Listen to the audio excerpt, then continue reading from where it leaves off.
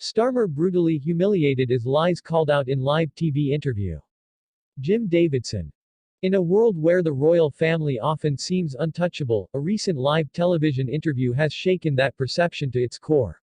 The scene was set, a primetime slot, a controversial politician, and a host known for his no-holds-barred approach. As viewers tuned in, little did they know they were about to witness a confrontation that would not only expose lies but also delve deep into the murky waters of politics, scandal, and the royal family's nuanced relationship with the public. It was a chilly Thursday evening when the interview aired. Jim Davidson, a veteran comedian and television personality, sat across from Keir Starmer, the leader of the Labour Party. Davidson, known for his sharp tongue and quick wit, had been vocal about his opinions on politicians and their ties to the royal family.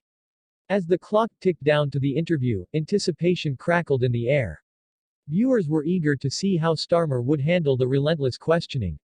Davidson opened with a seemingly innocent question about Starmer's recent remarks on the monarchy. But underneath the surface lay a deeper agenda. "You talk about transparency, Keir," he began, his voice steady yet probing. "But what about the secrets that surround you and your party? Are you prepared to come clean?" The question hung in the air, heavy with implication.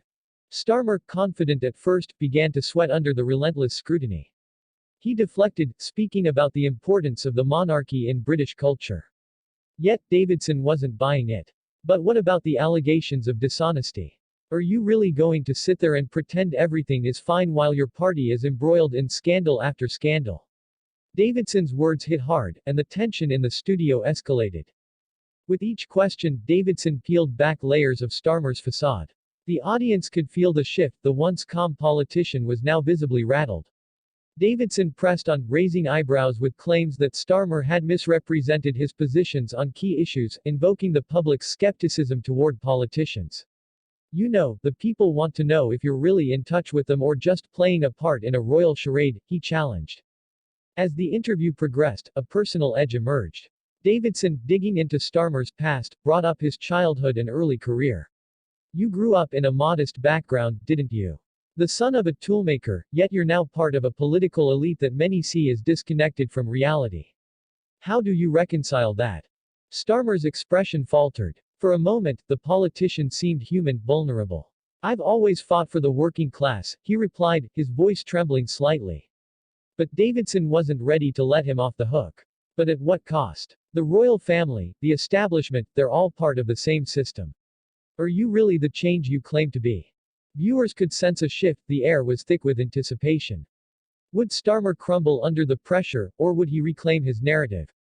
Just when it seemed Starmer might regain control, Davidson dropped a bombshell. "Let's talk about your recent meeting with Prince William. Rumors have surfaced that you were advised to tone down your criticisms of the monarchy. Is there truth to that?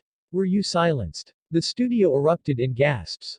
Starmer's face went pale. The audience was left wondering, was Starmer truly a puppet of the royal family, or was he trying to navigate the choppy waters of British politics? Starmer stammered, desperately attempting to redirect the conversation. "My relationship with the royals is professional," he insisted, but the damage was done. Davidson leaned in, eyes glinting with mischief. "Professional? Or convenient?" As the interview neared its end, viewers were left on the edge of their seats. Davidson, relentless as ever, asked one final question that left everyone in stunned silence. "If you had a chance to speak to the Queen about your vision for the future, what would you say? Or is that just another political stunt?" Starmer hesitated, a moment stretching into eternity. He finally managed, "I would tell her that the people deserve honesty." But Davidson's parting shot, "And do you think she'd believe you?" hung heavily in the air, an unsettling echo as the screen faded to black. As the credits rolled, viewers were left grappling with unanswered questions. What does this mean for Starmer's future? How will the royal family respond to the growing scrutiny? The interview had not only exposed vulnerabilities but had also ignited a firestorm of speculation. With the royal family always at the heart of British discourse, this confrontation promises to ripple through politics and public opinion alike. What will happen next? Stay tuned, because the story is far from over.